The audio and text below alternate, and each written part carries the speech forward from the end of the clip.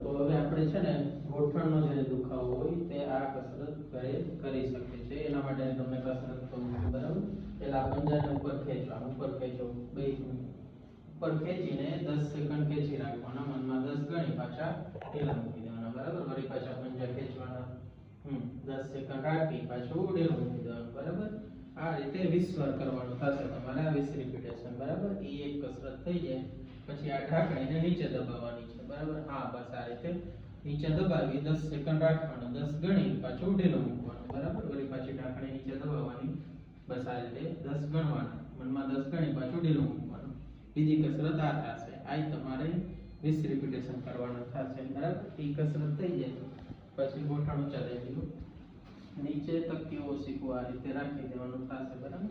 હવે ગોઠણથી પગ સીધા ઊંચા કરવાના થશે, બસ આ રીતે આટલા થશે. 10 સેકન્ડ હોલ્ડ રાખી પાછા રિલેક્સ નીચે, બરાબર.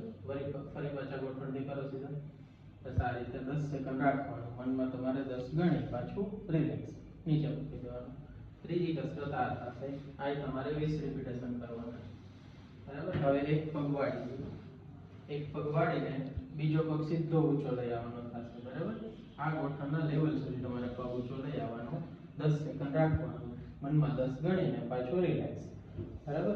ફરી પાછો પગ ઊંચો લઈ આવવાનો, 10 સેકન્ડ રાખવાનો, ફરી પાછું રિલેક્સ. આ થશે ચોથી કસરત, બરાબર. હવે આમાં થઈ જાય એટલે પછી આ પગનો વારો, બરાબર. આ પગ વાળી, આ પગને સીધો ઊંચો લઈ આવવાનો, બરાબર. 10 સેકન્ડ હોલ્ડ રાખી પાછું નીચે. બંને પગમાં 20 રિપીટેશન કરવાના થશે, બરાબર. આ હતી ચોથી કસરત. આ થઈ જાય પછી બેસી જવાનું, પગ લટકાવીને. એ થઈ જાય પછી કમરથી સીધું રહેવાનું, ગોઠણથી પગ સીધા કરવાના છે. હા, પંજાને ઉપર ખેંચવાના તમારી બાજુ, બરાબર. આ રીતે 10 ગણવાના, 10 સેકન્ડ રહી પાછું રિલેક્સ, બરાબર. નીચે ફરી પાછા ગોઠણથી પગ સીધા, પંજાને ઉપર ખેંચવાના, મનમાં તમારે 10 ગણી પાછું નીચે.